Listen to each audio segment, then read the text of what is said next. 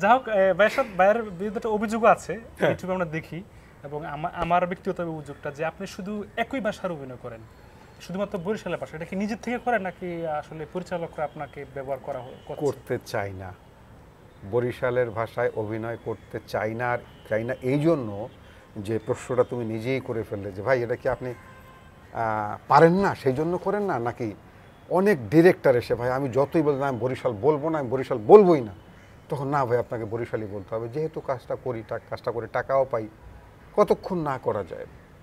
For that reason যে বরিশালও বলি, কিন্তু আমি বরিশালের কাজ করব না তা কিন্তু বলি না, কিন্তু একই ভাষায় একই নাটক কেন আমি বারবার করতে যাব? আমি কি অন্য কোনো ভাষা জানি না? আমি তো নোয়াখালীও ফ্লুয়েন্টলি বলতে পারি, আমি তো বলতে পারি যেমন ওই যে পাবনাও ফ্লুয়েন্টলি বলতে পারি, কুষ্টিয়া বলতে পারি, তাহলে আমি কেন? রূপেশারও তো আপনি একটা ডিফারেন্ট ভাষা কথা বলেছেন, মানে শুদ্ধ চিটাগাঙ্গের ভাষা দিচ্ছে আমি এটাতে, কেন আমি বলবো? বরং ফ্লুয়েন্টলি নোয়াখালী বলতে পারি। তো এখন এরা যদি বারবারই বলে যে বরিশাল বরিশাল, তো এখন তো আমি সবিনয়ে না করে দিই যে ভাই আমি আর। আচ্ছা, একটু শেষ পর্যায়ে আসছি তো।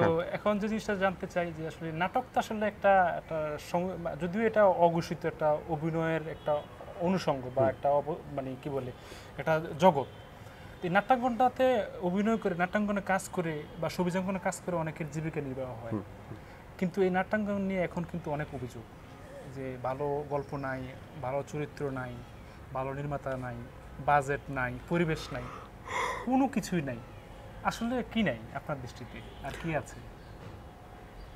নাই তো আসলে অনেক কিছু নাই, নাইয়ের ভিতর থেকেও বের হয়ে যেতে হয়। আমার ঘরে চাল আছে 1 সের, মানে 1 কেজি, আমার 6 জন হচ্ছে খানেওয়ালা, তো 1 কেজি দিয়েই শেষ করতে হবে। তো এখন যেটা হয়েছে যে প্রচুর নাটক হয়, প্রচুর চ্যানেল, কিন্তু বাজেট তো সে হারে বাড়েনি। ভালো কিছু তৈরি করতে হলে ভালো বাজেট লাগবে, ভালো গল্প লাগবে, ভালো অভিনেতা অভিনেত্রীও লাগবে, মূলে কি টাকাটাও তো লাগবে। টাকাটা আসবে কোত্থেকে? চ্যানেল থেকে। চ্যানেলকে টাকা দিবে কে? বিজ্ঞাপন কোম্পানি। তো সেই জন্য স্থবির হয়ে গেছে অনেক কিছু।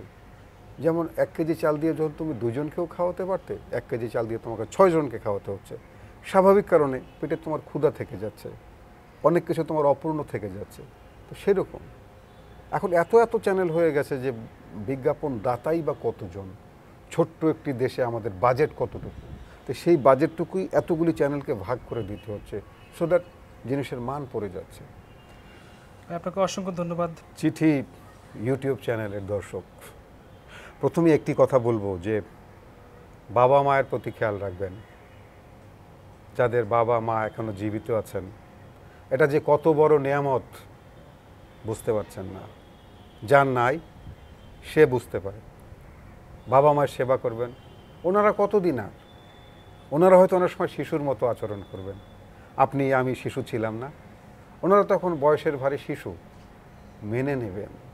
যত কষ্টই দিক হাসি মুখে মেনে নেবেন, অভয় দেবেন যে আমি আছি, আমি থাকতে কোনো অসুবিধা হবে না। আল্লাহ আপনাকে দেখবেন, আল্লাহ তো দেনেওয়ালা, আল্লাহ তো মানুষের দিল দেখে বিচার করেন। বাবা মায়ের খেয়াল রাখবেন, ভালো থাকবেন।